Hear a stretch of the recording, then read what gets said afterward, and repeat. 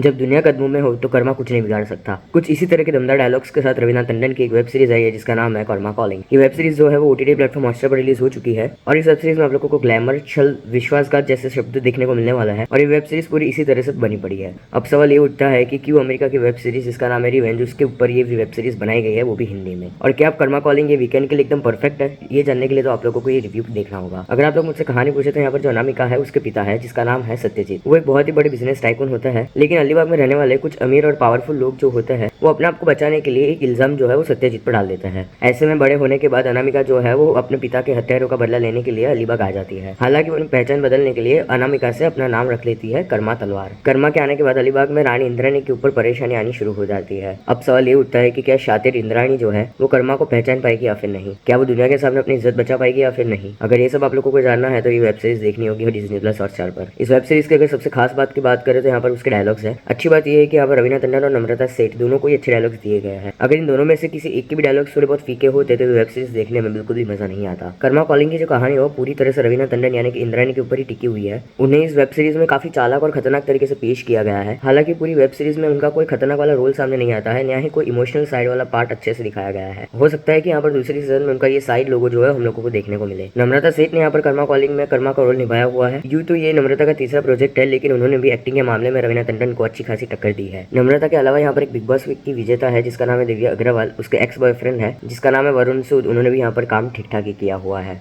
इस web series में total 7 episode है और हर एक एपिसोड तकरीबन 40 मिनट का है। मतलब कि पूरी वेब सीरीज जो है पूरे 4.5 घंटे की है। बहुत सारी जगहों पर ये वेब सीरीज जो है वो बोर करने लगती है। ऐसे में 4.5 घंटे में से थोड़े बहुत सीन्स कट कर दिए जाते या फिर थोड़ी बहुत स्टोरी को कम किया जाता तो ये कहानी जो है वो और भी दिलचस्प हो सकती थी। इसके अलावा इस वेब सीरीज में थ्रिल की कमी भी हम लोगों को नजर आती है। ऐसा लगता है कि कर्मा जो है वो अपने दुश्मनों से बड़े ही आसान तरीके से अपना बदला ले रही है और किसी को भी उसके बारे में पता तक नहीं चल रहा है। अगर आप लोगों को स्लो वेब सीरीज पसंद है तो ये वेब सीरीज को एक मौका जरूर दे सकते हो, लेकिन अगर आप लोगों को सुष्मिता सेन की आर्या पसंद है और आप ऐसे ही कुछ एक्सपेक्ट कर रहे हो तो ये वेब सीरीज आपके लिए बिल्कुल भी नहीं बनी है। ओवरऑल इस वेब सीरीज को मैं देना चाहूंगा 5 में से 3 स्टार। तो चलो ये रही था मेरा आज का review Karma calling web series के ऊपर जो कि अभी स्ट्रीम कर रही है डिज्नी प्लस हॉटस्टार पर।